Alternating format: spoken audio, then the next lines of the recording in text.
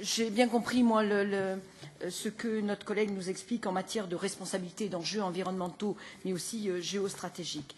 Moi, je suis quelqu'un de pragmatique, quelqu'un issu de la Terre, et je reste très ancrée dans les obligations qui nous sont faites dans ce document de la gouvernance sur l'énergie, à savoir que cette gouvernance est avant tout une entité pour chapeauter l'ensemble des directives qui vont tenir à la question, aux questions énergétiques. Et à ce titre-là, et pour respecter les accords de Paris, j'aimerais redire que c'est avant tout un outil de coordination des politiques en matière d'énergie et en matière de climat.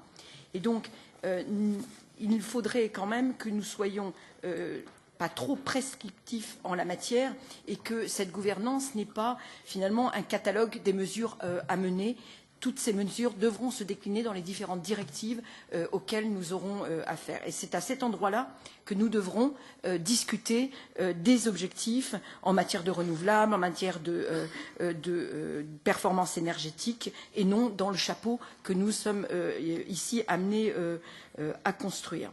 Moi, je crois qu'il faut laisser aux États membres la méthode, parce que c'est eux, finalement, qui sont le plus à même, compte tenu de la situation auquel ils sont confrontés, chacun là où ils sont en matière d'énergie et de climat, sur comment ils devront s'y prendre pour que, collectivement, au plan européen, nous atteignions les objectifs que nous souhaitons nous fixer et qui ont été rappelés dans l'accord de Paris. Donc, je crois qu'il faut être pragmatique, il faut permettre une certaine flexibilité.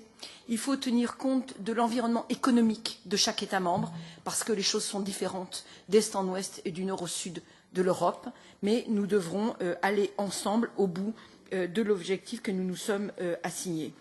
Enfin, moi j'ai une remarque de fond sur ETS, parce que finalement la question d'ETS est traitée dans les annexes, mais pas dans le corps du document. Donc je pense que, compte tenu de cet élément et des discussions que nous avons, il me semble que ETS devrait faire partie du corps du document. Et je conclurai en disant que si nous restons pragmatiques, si nous permettons à chacun d'évoluer en fonction de sa situation, en limitant les surcharges administratives, n'oublions pas que cette mandature, elle est sous l'égide de Better Regulation. Et ça, ça me semble important pour donner de la lisibilité aux acteurs qui vont avoir à investir et qui vont avoir à financer ces progrès technologiques dont nous avons besoin pour respecter nos objectifs d'énergie et de climat.